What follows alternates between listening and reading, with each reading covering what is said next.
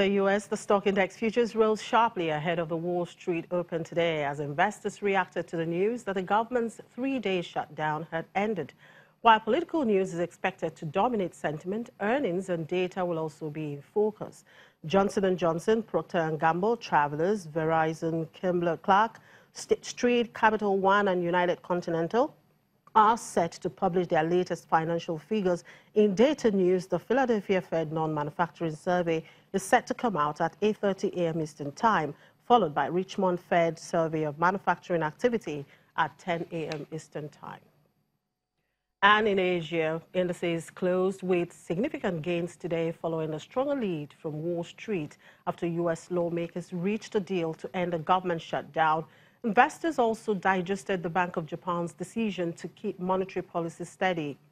Japan's Nikkei 225 rose 1.29% after touching its highest levels in more than 26 years earlier in the day. The Bank of Japan today held monetary policy steady following a two-day meeting, a move that was widely expected. Across the Korean Strait, the Kospi added 1.38% despite automakers slipping into negative territory during the session. Over in Sydney, the S&P ASX 200 climbed 0.75% by the end of the day on strength in the energy sector.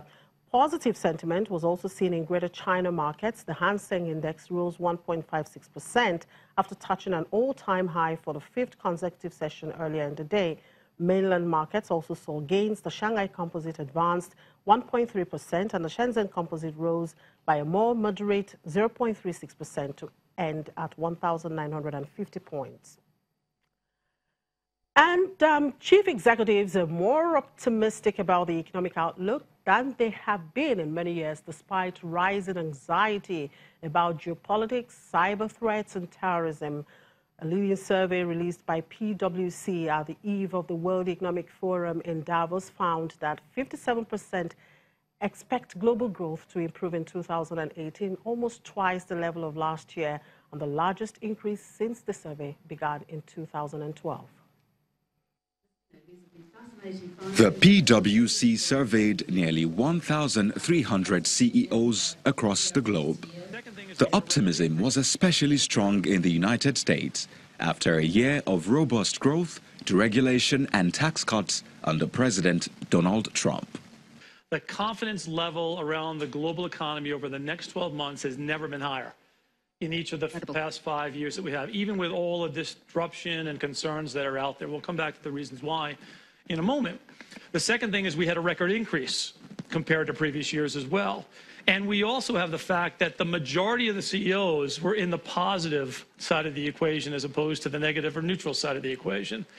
Some 59% of U.S. CEOs expressed confidence in the economy, compared to 24% last year, and 52% said they expected this to translate into revenue growth for their companies in 2018, up from 39%.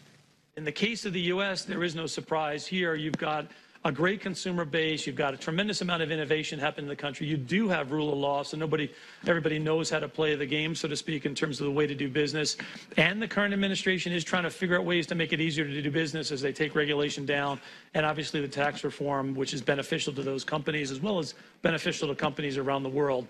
At least 40% of CEOs admitted to being extremely concerned about geopolitical uncertainty, cyber threats, as well as terrorism, while 31% worried about climate change after a year of devastating storms.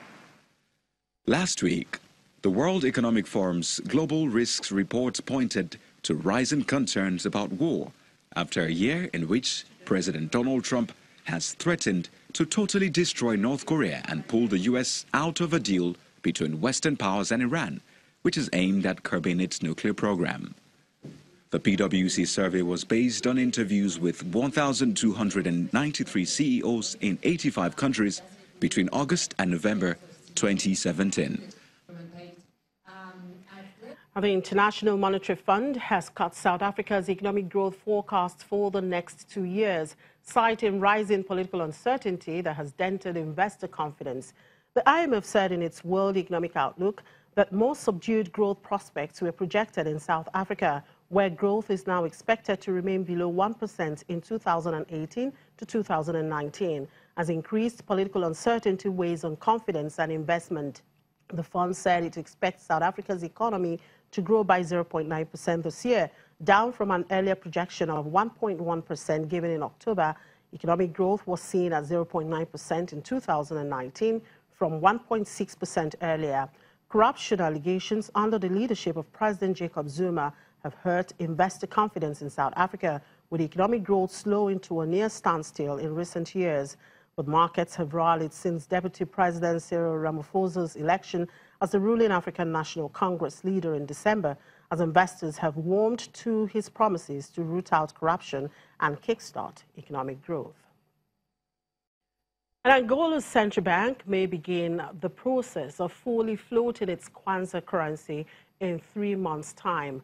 This month, the central bank ditched a currency peg and moved to a partial float that allows the Kwanza to trade freely within a range set, but not disclosed by the bank. The bank will evaluate the new regime after 3 months, and for the central bank governor, this path should lead to the adoption of a fully floated exchange rate. Since the peg was abandoned, the Kwanza has lost over 20% of its value to the dollar.